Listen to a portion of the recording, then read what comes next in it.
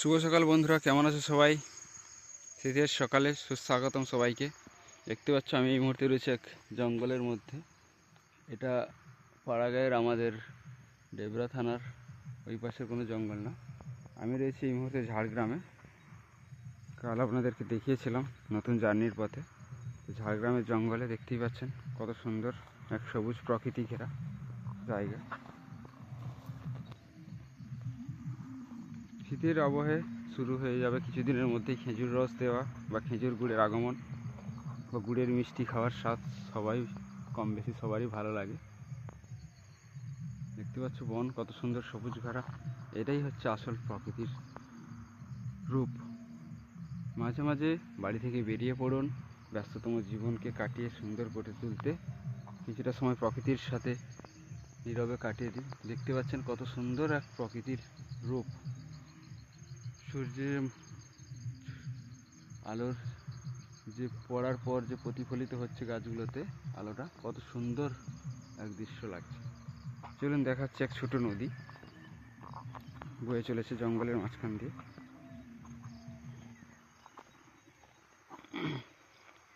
এটা ঝাড়গ্রামের জঙ্গল বলতে আপনাদেরকে বলে রাখি, ঝাড়গ্রামের এটা শিলদা থেকে ভিতরে বেলপাহাড়ির দিকে যেতে যে জঙ্গল, সেই দিকের জঙ্গল। দেখতে পাচ্ছেন কত সুন্দর নদী বয়ে চলছে।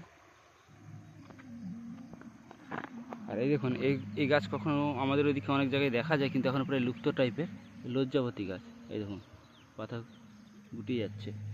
এই দেখুন, দেখতে পাচ্ছেন এগুলো হচ্ছে লজ্জাবতী গাছ। আগে খুব দেখা যেত, কিন্তু এগুলো জঙ্গল তো সব রকমই গাছ দেখা যায়। দেখতে পাচ্ছেন খেজুর গাছের কিছুদিনের মধ্যে রস দেওয়া শুরু হবে। আর এটা হচ্ছে নদী বয়ে চলেছে। নদীটাতে যে প্রচুর জল সেটা না, খুব অল্প পরিমাণ জল রয়েছে, বুঝতে পারলেন? সুন্দর এক প্রকৃতির দৃশ্য।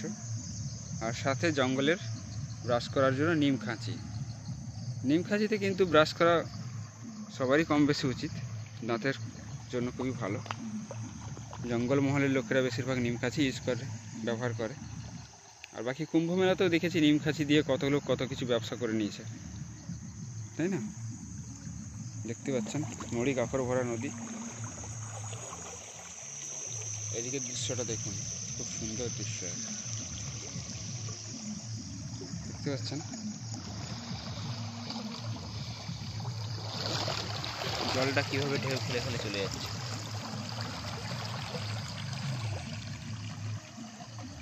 খুব সুন্দর এক দৃশ্য, আমার মন তো ভরিয়ে দিল। সকাল সকাল এমন দৃশ্য দেখলে কার না ভালো লাগে। কাল রাতে অনেক রাত হয়ে গিয়েছিল, তাই কোনো ভিডিও বা কোনো কিছু দিতে পারিনি যে কোথায় এলাম। অন দ্য ওয়ে খালি পোস্ট করেছিলাম। তো আজকে জানিয়ে দিলাম এই মুহূর্তে আমি রয়েছি ঝাড়গ্রাম ডিস্ট্রিক্ট। আজ বেরিয়ে যাব এখান থেকে, ঝাড়গ্রাম থেকে শিলদা হয়ে। অনেক রাত করেই এসেছি গাড়ি নিয়ে, জঙ্গলের মধ্যে দিয়ে গাড়ি, তাই কোনো ফটো তুলতে পারিনি ঠিকঠাক। রাতের জঙ্গল, হাতির ভয়, সাথে চিতাবাঘের ভয় রয়েছে। কিছুদিন আগে খবরে দেখেছিলেন শিলদার এই সাইডে চিতাবাঘের খবর এসেছিল, তো সেই কারণে জঙ্গলের মধ্যে কোথাও গাড়ি দাঁড় করায়নি। তো আজ দেখি বেলপাহাড়ি হয়ে বাড়ি ফেরার পথে অনেক এক্সপিরিয়েন্স, অনেক কিছু নিলাম।